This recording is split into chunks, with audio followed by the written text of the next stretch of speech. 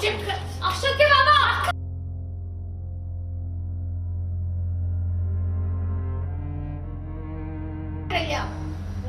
तेरी इतनी मम्मी नहीं। अरे उसने मेरी बेटी को फंसा दिया।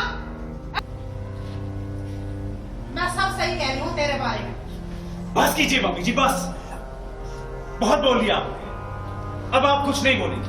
मंगल सौम्या को घर में लेके आती है, जहां पर मंगल सबके सामने कहती है कि सौम्या के कमरे में कुछ ऐसी चीजें मिली है जो ये साबित करती है कि पुराने दिनों में, बीते दिनों में जो कुछ इंसिडेंट हुआ था घर में, उसके पीछे सौम्या का हाथ है।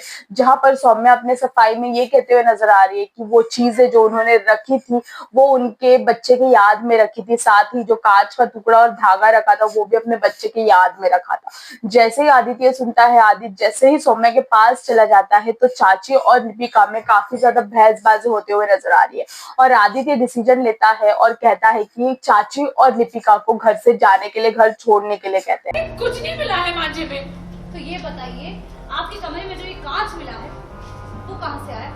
अपने आप उठकर तो नहीं आ गया होगा?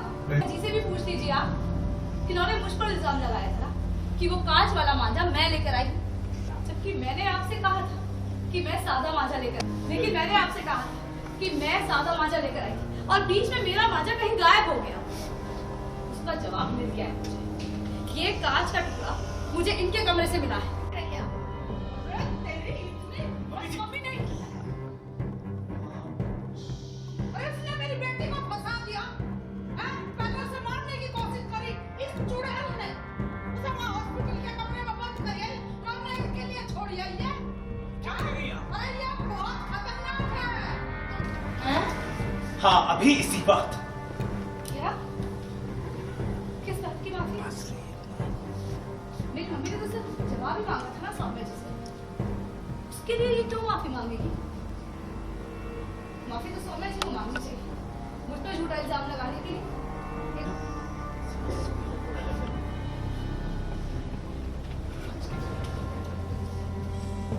कुछ झूठ हो गया। चाहो तो जाके चेक कर लो, अभी भी फ्रेम वही पड़ा होगा।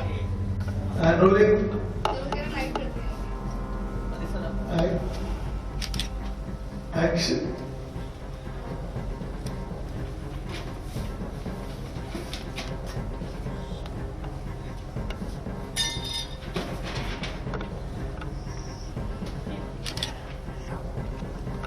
बच्चे की आंखें नहीं है। Super बेटा, move रखे।